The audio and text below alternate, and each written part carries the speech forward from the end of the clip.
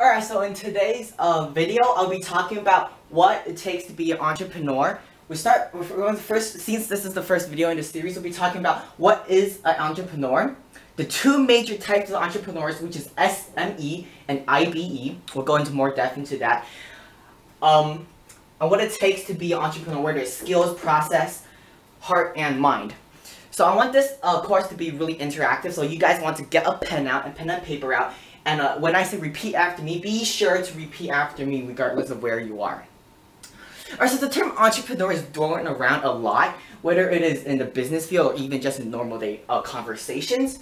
So I think jotting down a really clear definition of what this word actually is will be really helpful, since we'll be talking about this word a lot and referring back to a lot of these basics I'll be mentioning in this course, right? So some people think of entrepreneurs as business starters, other people think of these people as problem solvers or business creators or people that make life easier. Well, on the other hand, on the other spectrum, there's people that say entrepreneurs are selfish, greedy. These are a lot of stereotypes that will link to the word entrepreneurs, right? They are salespeople, marketing, etc. So this definition that I came by I think is the best definition that describes the word entrepreneur and makes it targets every aspect of what entrepreneur is supposed to do. So the definition is an entrepreneur, and I want you guys to repeat after me. An entrepreneur is a person with a vision who orchestrates other people's talents and resources to make his or her vision real. Alright, so I want you guys to repeat after me. An entrepreneur is a person with a vision who orchestrates other people's talents, resources to make his or her vision real. Alright, so notice the words that I highlight. The first word that I highlight is entrepreneur. Of course, that's the term that we're trying to describe here. Vision is what this entrepreneur must have. So one of the biggest mistakes is that people don't have a vision, a clear vision. Some people's vision or motivation to jump into entrepreneurship or to start a business is money. That's one of the biggest mistakes. You have to have a vision, whether your vision is to impact people, to change their lives, or it is just as simple as making someone's life better by having a coffee shop or a flower shop that brings laughter and joy to people's life, right? So you have to have a clear vision to know what direction you want to take your business. We'll talk about more on that later. Who orchestrates? Orchestrates is the third word that I highlight. What is orchestrates? When we think of orchestrate, we'll see a band orchestrator, right? So that person does not play the instrument. So that person is the person that is in charge and puts the people in their individual roles, assigns their roles, it gives them probably their notes or the things that you do. The same concept could be applied in entrepreneurship. The entrepreneur is the orchestrator. It does not play the music instruments from the allegory, right? So for example, in a band, probably there's the guitar. If the orchestrator thinks the guitar is not playing well, he does not take the role. He does not play the guitar. He tells the guitar player what is wrong and how they can improve. So that's what an entrepreneur does. He tells the individual people what they should do. So in a company, they might be a marketing agent, they might be a salesperson, they might be a visionary, they might be an accountant. The entrepreneur does not do the job. The entrepreneur orchestrates the people to do the jobs. Okay? Other people's time, talent, and resources to make his or her vision real. Alright, so time, talent, and resources are the three main things that they use to make their vision real. Now, when we talk about resources, we're referring to labor, either labor, land, capital, or enterprises. Okay? So we'll go into more of depth in that later, but here is just a really broad definition of what an entrepreneur is and the major roles that it's supposed to accomplish. Alright, now that we have a very basic understanding of what entrepreneur is and a very fundamental understanding of what they do, which is orchestrate, we're going to go into the two main types of entrepreneur. I wrote E-ship here because it's such a long word and hard to spell. So there's the SME and the IBE. These are really important terms. You guys want to write it down. So the SME is a small medium enterprise, right? Usually these enterprises are local and addresses little needs of people. For example, you might have a coffee shop in probably every other block that addresses the individual needs or the capital of the specific local region. However, IBE, an innovation-driven enterprise, on the other hand, it goes into a super region or like an international company. So the cash flow over time looks something like these two graphs right here. The SME, the small medium enterprise, they start off with a little bit of cash flow. They move on and then gradually goes dull, as you can see right here, because since it is really limited to the local population, addressing only a few people's needs, the cash flow is limited. However, on the IBE side, the first few months or even years, the company goes into debt often. That is unless you guys have a really good source of funding. But for most IBEs, they go into debt the first few weeks or even months or years. But after that, if the idea is does address a person's needs or a group of people's needs, the cash flow in time will gradually go up. And notice that this is a high risk, high reward one. Well, this SME is also high risk, high reward. However, the risk is measurably smaller compared to the IBEs. Alright, so now that we address what an entrepreneur is, and just two main types of entrepreneurs, and now we're going to talk, before we talk about what it takes to be an entrepreneur, I'm going to address what type of entrepreneurs we'll be talking about in this course. We're going to mainly be focusing on the SMEs, seeing as IBEs are a whole different course to talk about. Alright, so we'll now be moving into what it takes to be an entrepreneur. So there's three main things, alright? The skills, the process, and the heart and mind. Heart and mind, I think, are kind of the emotion side, and these two, skills and process, are the logical side. So I break it down into skills, process, and heart and mind into very, very clear categories that you guys could be able to, very digestible and easy to understand. So the first one is skills, right? Before you can actually start a business, you have to understand the customers, understand what they need, right? So in order to understand it, you have to have a specific amount of skills. Not anyone can jump into financial area, or counseling, service, hospitality, invention, health, fitness, manufacturing, experience, entertainment, agriculture. These are the 10 main skills or sectors of the economy that will be addressed by entrepreneurs, right? So if you look at the process here, you make sure that being an entrepreneur is right for you. Now, this is a lot of, this goes back to, the step one goes back to definition of entrepreneur. You have to have a vision, that's first of all. You have to know how to orchestrate people. Alright, so you have to have good people skills, you have to know how to read people, you have to know how to win friends and influence people. That's a nice book, you guys it's a must read. So make sure it is right for you. One of the statistics is 85 to 90% of companies, both SME and IBE, fail in the first 5 years. So you have to make sure it's really right for you. Of course, I mentioned before, whether it is small, medium enterprise or innovation-driven enterprises, they are all really high risk, high reward, right? And risk outweighs the reward in most of the time. So step one of the process, now that you have the skills right, now that you understand what a specific margin of the economy you will be targeting, you have to choose whether or not this is right for you, whether or not you just want to be an employee. Nothing wrong with that though, right? There's nothing wrong with that. You have to have a killer vision. If you don't have a vision, being an employee is perfectly fine. So you have to make sure that it's actually right for you. That is step one. It's extremely crucial. It could take you tens of years, decades, or even your whole lifetime dealing with the debt that you might have if the company fails, which most of the time, 80–90% it does.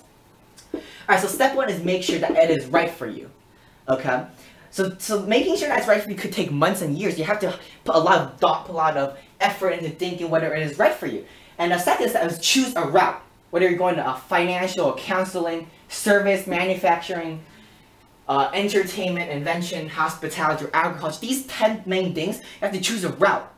So Actually, I read an article not long ago. It talks about having 7 streams of income is the optimal way to go.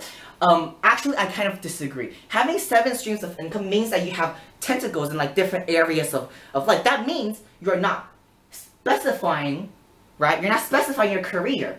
So let's say you have finances, and then you dabble in the entertainment area as well as agriculture, hospitality. Of course, you're not going to be experts at all of them. So you have to choose one, let's say health and fitness, and just specifically target that. Learn everything you can. Well, of course you can't learn everything you can, but just learn everything to your best of abilities and master it, okay? So that brings us to step 3, work for or learn, okay? So let's say you're going into the health and fitness business, then you work for probably a gym, probably work for a personal trainer, and you learn everything you can learn from how they dress, how they speak, how to do sales, how to do marketing, how to actually spread the word, spread awareness, etc., etc. So you work, you learn, and as you learn, you have to identify like what part of the customers are not satisfied. So that will be really, really important when you go to the next step. Become an expert at your field. You see, you have to become an expert to understand. You don't always have to become an expert to understand what the customers need, but when you become an expert, you can understand the customer's need and address it. Which brings us to the 5th point. Find a way to make it better. So this is the process. Let's do a quick recap right here. So step 1, you have to really, really make sure that being an entrepreneur is right for you. Of course, there's nothing wrong with that, not being an entrepreneur, right? And the second one is choosing the right route. Probably you're really, really passionate about, let's say, the service area, whether it is waiter, waitresses, car washing, or it is even massaging. Those could fall under services. Oh, another thing I forgot to mention is you can mix these skills. For example, you can have service and health and fitness combined with hospitality. How about let's say that you're gonna combine these 3 skills together to make, let's say, a massaging area in a hotel that also has fitness centers, right? So this is you combining the different skills to make an optimal business, right? So make sure that it's right. Choose a route and be an expert at it, and then find ways to make it better. So this is the 5-point process that you have to have. Not have to have, this is just the conventional and proven methods of entrepreneurs. Alright, so moving on to one of the most important, and I think it's the most important element of these 3, the heart and mind. Alright, so the mindset of successful entrepreneurs have 3 main elements: cynicism, insecurity, and aggression. You see, I'm going to break them down and give stories and examples of what I mean. So the first one, cynicism, I wrote them down here. It means motivated by self-interest, realistic and not judgmental. So if you guys are studying macroeconomics, you will know that the economy is driven by self-interest. That is really self-explanatory. It's really basic things. We'll not go into that today. But cynicism is kind of a strong word. People don't actually like to call themselves cynical or things like that. So but I think it's the perfect word perfect adjective to describe entrepreneurs, specifically successful ones. They're motivated by self-interest, part of the world of capitalism, of course. They're realistic, so they stay inside the norms. They know their limits, they know their limitations, and they're not judgmental towards the economy. They see flaws in the economies as potential business opportunities, right? Not as they see flaws in the economy as potential business opportunities, not as targets of judgments. Alright, now we're going into another controversial point within the characteristics of entrepreneurs: insecurity. Now, you guys want to say, insecurity? Why insecurity? So pride comes before the fall is one of the well-known quotes that circulates around the market, not around the market, but also in all areas of life, whether it's counseling, whether it's morals, or anything like that. So overall, pride comes before the fall. This reminds me of really interesting story. So actually in the early 2000s, there was a hardware store in Massachusetts, It was run by a Korean immigrant, a first generation Korean immigrant. They moved to the States. They packed their bags. They went to Massachusetts. They bought a store. They settled down. So of course the owner doesn't speak perfect English. It's understandable English. They sell like radios. They sell just basic hardware, or like not hardware, like technology stuff. One day they find out that Best Buy, actually one of the biggest electronic companies, are moving to the town. Well, before Best Buy moved to the town, this store, this hardware store, has no competition. It basically runs a monopoly in the town.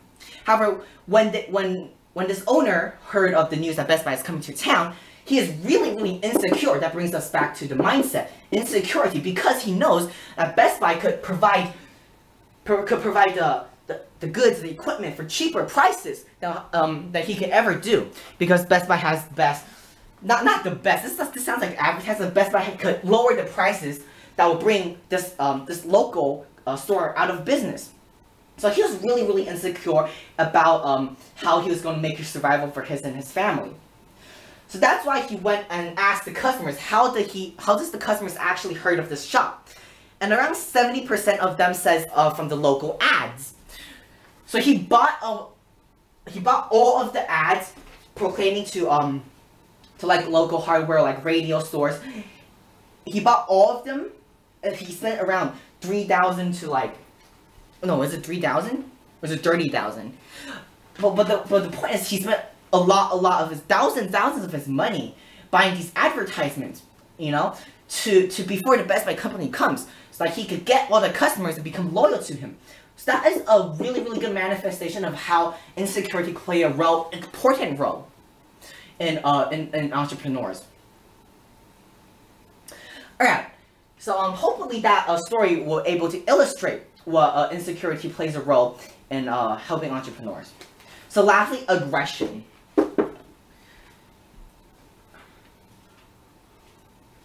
Sorry, I just went and got a drink. Okay. Throughout the history of mankind, who are the richest, who are the strongest people that control all the trade routes, that control all the money, control the wealth, the health, the happiness? Who are these people? So we go back to both ancient times, and of course the tribal leaders and the kings. Who are the tribal leader and the kings? They're usually the alpha people. They're really aggressive and they're ruthless. They stand up for themselves and they're ruthless. So after the kings, the tribal leaders, we come to the age of the Industrial Revolution, right? So the Industrial Revolution, the owners of the factories, they control the monopoly. They are the richest people, the most successful people of their time, right? What characteristics could you use to describe these factory owners, these manufacturers? They are aggressive and they're ruthless. And when we go further, we go into John D. Rockefeller's time. These monopoly holders of oil, of steel, American steel. What kind of characteristics could you see in these entrepreneurs? Aggressive and ruthless. When we go now into the modern age of the invention of the internet, who are the most successful people? These self-made people. Bill Gates, right? Mark Zuckerberg, Elon Musk. What kind of characteristics do you see on them? They are ruthless, right? They go to court, and they're ruthless when it comes to their arguments. Alright, so cynicism, insecurity, and aggression are the three principles, or the three mindsets of successful entrepreneurs. So in this, how long is this course right now? This around 20-ish minute course. We talk about what an entrepreneur is. We talk about the two main types of entrepreneurs. We talk about what it takes, the skills, the process, the heart and mind that is required to be a good entrepreneur. Alright, so in the next course, we'll be talking about competition and how to deal with competition as an entrepreneur. So hopefully you guys enjoyed this course. If you do, be sure to leave a like and subscribe. And I'll see you guys in the next course where I'll be updating you guys on how to deal with competition and how to beat your competition. Alright? So if you guys enjoyed, come back later and take care.